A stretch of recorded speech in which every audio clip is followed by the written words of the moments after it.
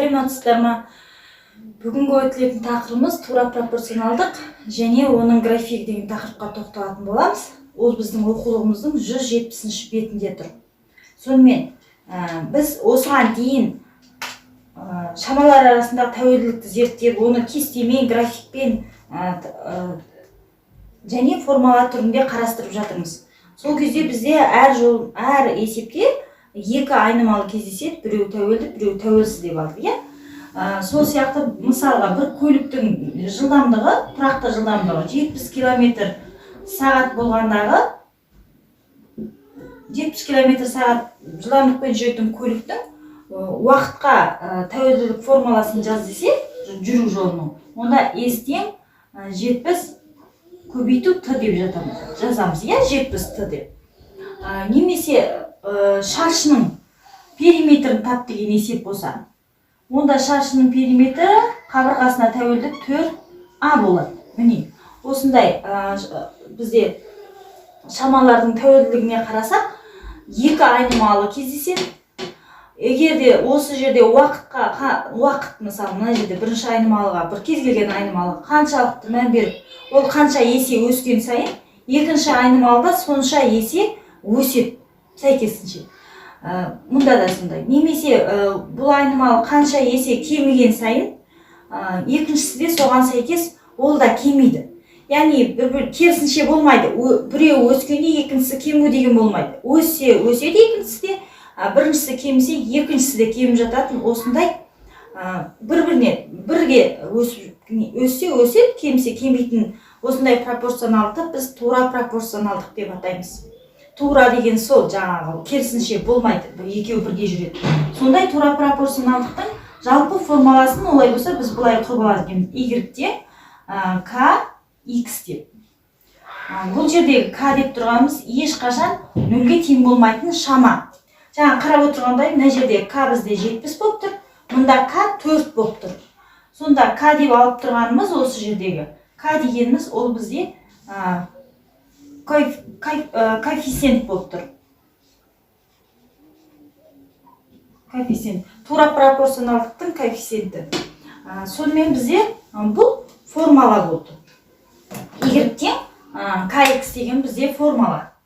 Тура пропорционалдық формуласы. К деген коэффициент болды. Сонымен осындай егерде есептерде бар, К-ны тап дейді. Онда табу үшін біз формуланы түрлендіре аламыз. К-ны табу үшін К тең не істеп тұрмыз? X пен көбейтіп тұрған Y шығып тұр. Онда К-ны табу үшін біз көбейтіндіні көбейткішке бөліп тастаймыз. Осылай табамыз К-ны табу үшін. Енді біз осы формула бойынша бір есеп қарастырайық. Y тең, бірінші есеп деп алайық. Y тең 2X. Осы графигін салу керек болса. Онда көріп тұрғанымыздай, біз ол графикті тікбұрышты координаттар жүйесіне саламыз. Салмас бұрын біз кесте құрып алайық. Айнымалы бізде екеу, X және Y. Осы айнымалыға байланысты кесте құрсақ, ойымыздан сан береміз. Кішкентай сандардан берейік. -3 берген кезде, 2-ге -3-ті көбейсек, неше болады? -6 болады. -2. Онда 2-ге көбейсек, -4 болады. -1-ді берейік X-тің орнына. 2-ге көбейсек, -2 болады. 0-ді берсек, 0-ді санға көбейткенде 0 болады. 1-ді берсек, 2 болады. 2-ді берсек, 2-ні көбейсек, 4 қой. Солай кете береді. Осы координаталар бар нүктелер бізге жеткілікті болатын сияқты әзірге. Соны салып көрейік. Яғни X-ке нешені бергенде Y қандай мәнді қабылдап тұр. Соны көрейік. -3 кезінде ол -6-ны қабылдады. X-і -3 болғанда -6-ны табамыз. Сәйкес кеп тұрған жерін. Саламыз. Сонда осы нүкте екен. Келесі, -2-де 4. -4.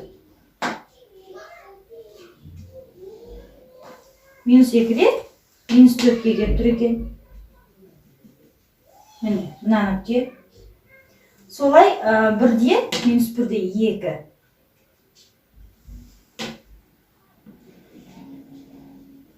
Мына екен. 0-ден 0. Және бірде 2.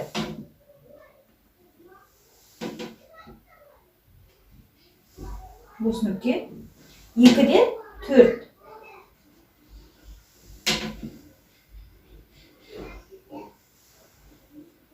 Осы нүкте екен. Осы жеткілікті сияқты.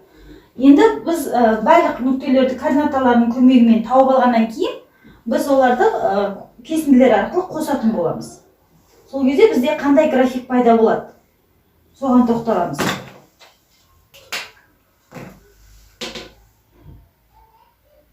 Барлық нүктелерді басатын бір түзу сызық пайда болады екен. Осы жер басуда. Міне, бұл бізде y-тен 2x графигі. Енді осы графиктен біз не білеміз?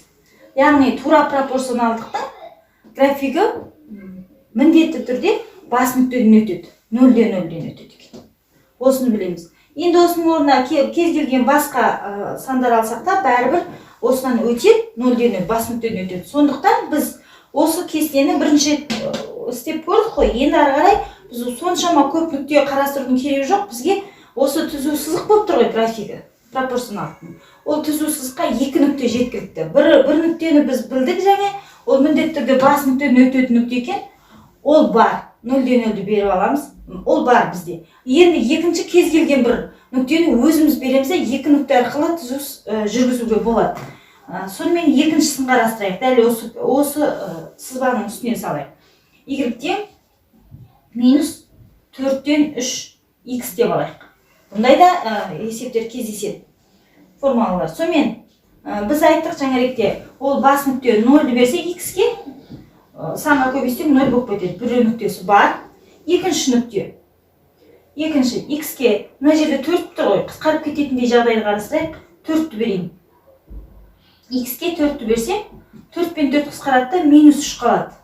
Y-ге минус 3 болады. Осы 2 нүкте маған жеткілікті екен. Онда сол 2 нүктені тауып графиктен салуға болады. 0-ден 0 бар. Міне тұр. Енді 4-тен минус 3-ті қарайық. X-ке 4-ті бергенде, Y-ге минус 3. 2 мен 4-тің арасы. Сол жерге кеп тұр екен. Қақ ортасы.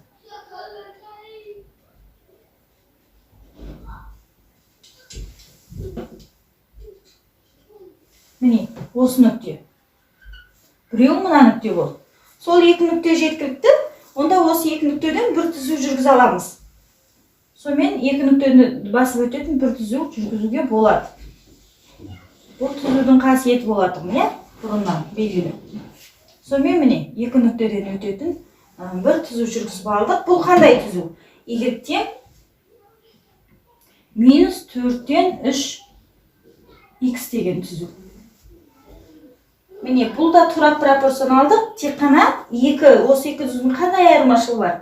Біреуі жаңағы k-ға байланысты екен. Бұл жерде k-мыз мында, мына есепте k 2 болып тұр. Екінші есепте k-мыз минус 4-тен 3 болып тұр. Сол k-ға байланысты қараймыз. K бізде 2, ол оң сан. Оң сан болған жағдайда, яғни 0-ден үлкен ғой. K 0-ден үлкен болса, онда бізде график, түзу сызықтың графигі міндетті түрде қай ширектерде жатыр? Бірінші, үшінші ширекте жатады екен. Бірінші және үшінші ширектен өтіп жатады екен. Бас нүктеден өтетін ол бізге белгілі. Ал k мына жерден 0-ден кіші болып тұр. 0-ден кіші. Ол кезде қай ширектен өтіп жатыр? Мынау түзу. Екінші және төртінші ширектен өтіп жатыр. Онда ол екінші және төртінші ширектерден өтеді екен. Не? Осындай қасиеттері бар екен. Және осы жерге қарап тұрсақ, міне x өсінің оң бағыты мен оң бағыт дегенде 0-ден 5-ке қарай, мынау плюс x-ке қарай кететін бағыт, е? Сол бағытта бізде мынау түзудің x өсінің оң бағытымен қарастырсақ, мынау x өс ғой, содан айланып түзу бұлай ашылды. Яғни бұрыш пайда болды деген сөз. Сол жердегі мынау бұрышымыз бізде сүйір бұрыш болып тұр. 90 градустан кіші ғой. Яғни бізде коэффициент 0-ден үлкен болған кезде x өсінің оң бағытымен алғандағы бұрыш сүйір болады екен. Тағы да қандай? Бұрыш бізде сүйір болады екен. Сүйір бұрыш коэффициентке байланысты. Ал минус болғанда, яғни терістен болғанда коэффициент. Ол кезде міне айланып отырып мұнда келді. Бұрыш мұндай бұрыш па. Доғал бұрыш болып тұр. Я мынау міне x өсінің мына жағына дейін келіп тұр. Онда x өсінің оң бағытымен пайда болатын бұрыш бізде доғал. Осындай қасиеттері бар екен. Жаңа тура пропорционалдықтың графиктері. Сонымен бұл сабақта нені білдік? Бізде тура пропорционалдықтың формуласы бар, y тең kx. К бізде ешқашан 0-ге тең болмайды. 0-ге тең болып кеткен жағдайда x-іміз жоғалады. Сондықтан ондай жағдай болмайды. К-ны біз коэффициент деп атаймыз. Есептерде К-ны табу керек болса, біз формуланы түрлендіріп y-ті x-ке бөліп тастаймыз. Ары қарай тағы да қандай ерекшеліктер болды? Бірінші біз кесте құру арқылы да жаңағы көп нүктелер түзу сызықтың бойынан шықты ғой, салуға болады екен. Ал біз білеміз түзудің қасиетін. Түзу екі нүктені басып өтетін түзу жүргізуге болады. Сондықтан бізге екі нүкте жеткілікті. Ал ол міндетті түрде бас нүктеден өтетінін білгеннен кейін біз бір нүктені 0-ден 0 деп аламыз, оны берудің қажеті де жоқ. Екінші нүктені ойымыздан аламыз. Өзіміз x-ке кез келген бір санды берген кезде y-ті тауып алуға болады. Солай екі нүктеден біз бір түзу жүргізе алады екенбіз. Ары қарай қандай қасиеттер болды? Осы тура пропорционалдықтың графиктердің қасиеті, яғни түзу сызықтың. Ол бізде қасиет тікелей коэффициентке қатысты болды. Егер коэффициентіміз 0-ден үлкен болған жағдайда, бізде түзу сызықтың графигі бірінші, үшінші ширектерден өтеді. 0-ден кіші болған жағдайда, екінші, төртінші ширектерден өтеді. Және жаңағы 0-ден үлкен болған жағдайда пайда болатын коэффициентке қатысты бұрыш бізде сүйір бұрыш болады. 0-ден кіші болған жағдайда бұрыш доғал бұрыш болады екен. Міне бұл бізде тура пропорционалдықтың графигін зерттеу.